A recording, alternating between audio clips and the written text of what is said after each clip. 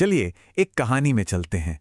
सोचिए, एक बहुत ही प्यारी सुनहरी सी दोपहर है और एक बगीचे में 3 भाई बहन खेल रहे हैं, अंशिका, आयशा और उनका छोटा भाई आरव। हवा में ना एक अलग ही चमक है और बस इसी चमक से हमारी आज की कहानी शुरू होती है। तभी छोटी आयशा अपनी बड़ी बहन अंशिका से पूछती है, दीदी आप हमेशा कितनी मजेदार कहानियां सुनाती हो, बताओ ना ये किस बारे में है। उसकी आंखों में कितनी उत्सुकता है ना। और बस यहीं से अंशिका ने उन्हें एक बहुत ही खूबसूरत त्योहार की कहानी सुनानी शुरू की। अंशिका ने एक बड़े ही मजेदार सवाल से बात शुरू की, एक ऐसा सवाल जो हमें सीधे उस त्योहार के दिल तक ले जाता है। उसने पूछा, क्या तुम लोगों को पता है कि इन दिनों सब कुछ इतना पीला और इतना खुशनुमा क्यों दिखता है? और इसका जवाब है बसंत पंचमी। हाँ, अंशिका बताती है कि ये एक बहुत ही खास त्योहार है। ये त्योहार सर्दियों को बाय बाय कहने और बहार के खूबसूरत मौसम मतलब वसंत का स्वागत करने के लिए मनाया जाता है। जरा सोचिए, कितना कमाल का बदलाव है ये।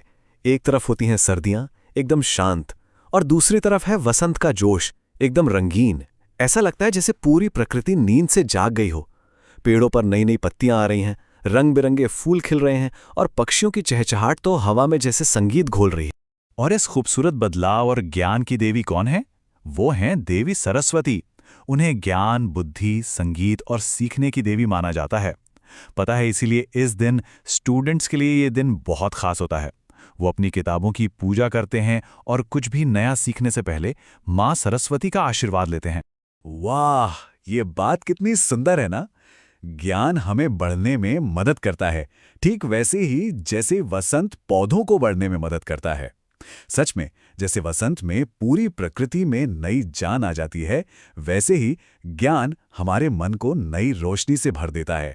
अच्छा, अब उस रंग की बात करते हैं जो इस त्योहार में हर जगह हर तरफ छाया रहता है, पीला रंग।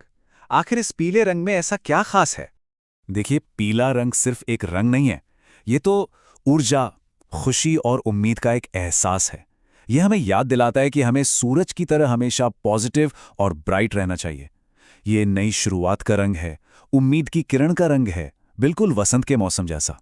अब अंशिका ने सोचा कि क्यों ना अपने भाई बहनों को कुछ मजेदार ट्रिक सिखाए जाएं, जिससे वो इस त्योहार को कभी न भूलें।